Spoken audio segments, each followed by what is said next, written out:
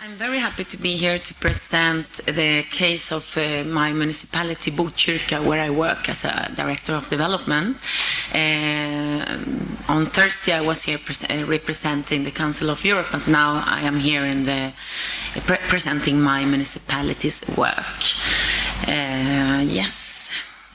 Well, my municipality, Botkyrka, is 20 kilometers outside Stockholm and is the most ethnic and religious diverse municipality in the whole Sweden. There are like 58% of all people living in Botkyrka has an immigrant background, but it could be like, 2, 3, 4 generations back. They have a family history that starts somewhere else. And to contrast that, 89.5% of all the youth in Botkyrka are up to 18 years are born in Sweden. So you see the transformation that is ongoing. And we have a total of 163 nationalities, and we speak 100 languages within the municipality, 93,000 inhabitants. We have a youth council at the municipality, and when we developed our intercultural strategy, they were like an instance, remissinstances in Swedish, when they can tell, what they think about the strategy. Consultation, yeah, one consultation body. And they just stated this very important sentence that we put into the strategy because it's so relevant for the intercultural approach. They said that the new generations, we need to be proud of our family and family history and identity and still be Swedes. Above all, we don't want to be seen as non-Swedes. Sweden has, in some ways, a very different, situation that you have, because we have had migration for very long now, but this is your future, and we didn't think about this when we started in Sweden, but of course, the people that you have now in Thessaloniki in Greece are the future Greeks. You can start handling and having this welcoming attitude and saying that many of these persons will be the future Greeks. So how to start working with that perspective from the beginning. I know it's hard when everything is new, but the future will be like this, and Greece is already, a country of migration if you go back. The reason, I am going to give you the political framework of my municipality because that's very important. And the very important thing is that it's a cross-political strategy that we have, and our politicians has been working for over 10 years to get this cross-political perspective on sustainable development, equal rights, and intercultural development. And the reason is that according to the OECD, Stockholm is one of the most segregated regions in Europe. The situation is also inherited to the next generation. And Botkyrka is also the second poorest municipality in Sweden. Of course, compared to most European cities and countries, we are rich in comparison. But in Sweden, out of 290 municipalities, we are the second poorest. So we still do this work, and we do it because it's a mindset. It's almost everything is done within, the resources we already have. Our way of governing intercultural integration and migration at the local level, actually it was now 9 years ago that we entered the Intercultural Cities Program, the Council of Europe's Intercultural Cities Program, and that program is the white paper on intercultural dialogue, living together as equals in dignity. That's the white paper that created intercultural cities. If you haven't read it, I would propose you to read it. It's really the basic of the intercultural thinking. But through the white paper, we have we do the ICC index. And we have also now created the Swedish Intercultural Cities Network. We were alone at the, as only member of Botkyrka was the only member of Intercultural Cities for 8 years, but now, we have created the Swedish National, and there are 2 other cities already members and several coming into it now. The most important thing, these people on the screen are the 4 of the politicians in Botkyrka. The mayor, Ebba Östlin, she's social democrat. Then there's the opposition leader now, Mats Einarsson, and then the liberal and the conservative. The thing is that we have a new government since September 18, and it's a liberal social democratic. Before it was green, red, for 24 years. But now it has changed, and still, because of working with this in a cross-political way, the change from red-green to social democratic liberal has gone really smooth, because the majority always invites the opposition to talk about these issues, to get, a higher level in the political debate. We also have created a national center just because we didn't have this national perspective, so we created a national center that's called UNESCO Lux.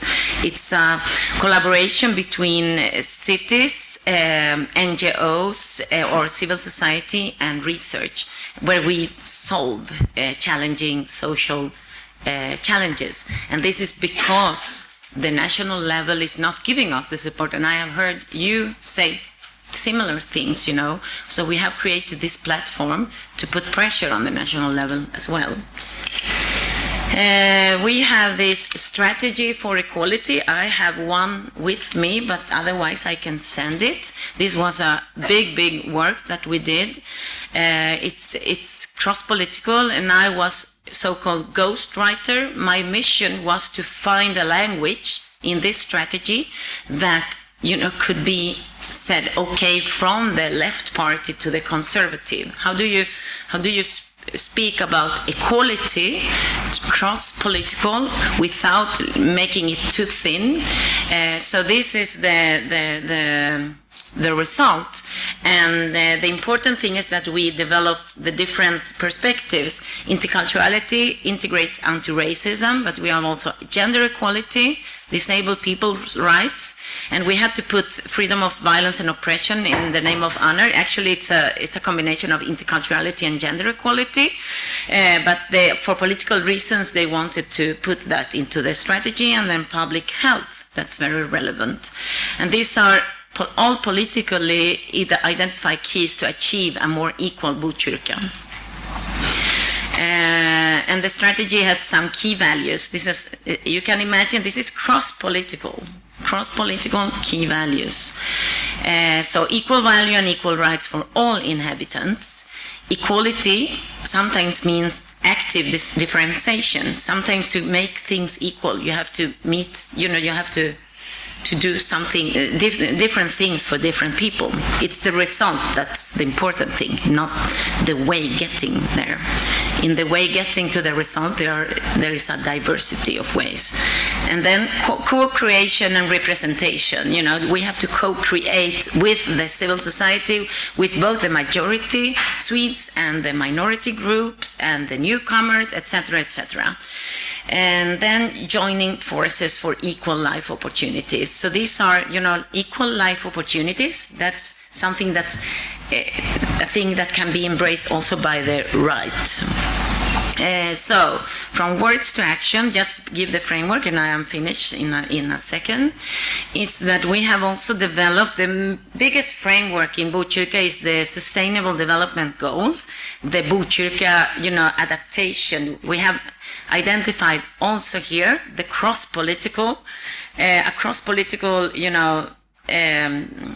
defined challenges that are about education, they are about health, they are about employment, they are about different key values to get us a sustainable development. So we have those. There are 6 different challenges that we that's what we put our equality strategy towards, and this is cross-political. So remember that. And also human rights principles in steering and leading. And steering is, the way of leading with results, etc. And leading is the leadership of the organization. So it's both steering and leading. How are leaders to live the human rights? We also have broken down the strategy to guidelines for equality. So we have guidelines for the working place and guidelines for the activities done by the municipality. And everything is translated to English. If you would be interested, I can send it. And then the UNESCO looks I have already talked about. But a very important part is that we have the principles about the human rights principles to make this happen, and the intercultural dimension of diversity advantage. So the principles that you have to have in the back of your head when you're doing things interculturally, equally and sustainable are equality and non-discrimination, participation and inclusion, transparency and accountability, and diversity advantage. Transparency, very important, because the more you force yourself to do things transparent, the more you will, do things right from the beginning. So if you have to be so transparent that you can tell everyone, I did this because of this and this and this, then you probably are doing this in a human rights-centered way and also in an intercultural. Only 4, we call it engines to secure the long-term sustainability. It's anti-rumors work, and I have heard during the time I have been listening to you others, is that actually anti-rumors is something you should work with. I think you can work with it even, between, civil society and municipalities, this misunderstanding of each other, but also at community level. And this is a thing that has been developed by Barcelona city and has been exported to several cities within the intercultural cities. It's an easy concept, but very, very effective.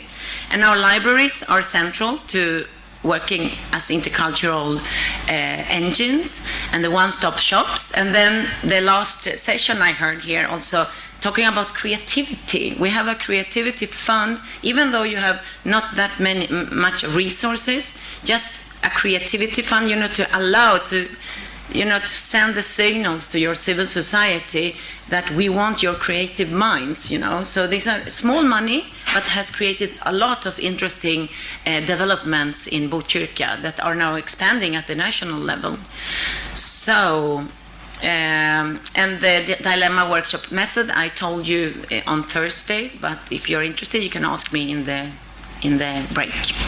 So, thank you. I just want to speak very briefly about the theme of the session, which was thinking about the governance of migration at the local level and what are the possibilities and limits. And I think we've talked a lot so far about barriers and opportunities, and so I wanted to think and reflect upon some of the work that we've been doing about what those are. So, as I said in my presentation the other day, I think it's really helpful for local government to think about exactly what its job is in this space, and the extent to which migration policy is always likely to sit outside of its scope, but managing the impacts of migration and thinking about how that feeds into its overall strategy is really important. And that's for 2 reasons. The first is because the impacts are felt most locally, and municipal government has the closest relationship to those impacts. And secondly, because of the way that we heard this morning, the way that actually migration and the role of newcomers in making and remaking the city, and the ownership that the people who live in a city have over that city. So it's not an us and them, it's a we. And there's a nice phrase that I heard that I think sums this up, which, so our interior ministry in the UK is called the Home Office. So the Home Office get to decide who's British, but anyone can be a Londoner. And I think that really captures that idea about the sense of who owns the city and who belongs to the city, and the way and the role and the opportunities for municipal government and also for communities in facilitating that and building that.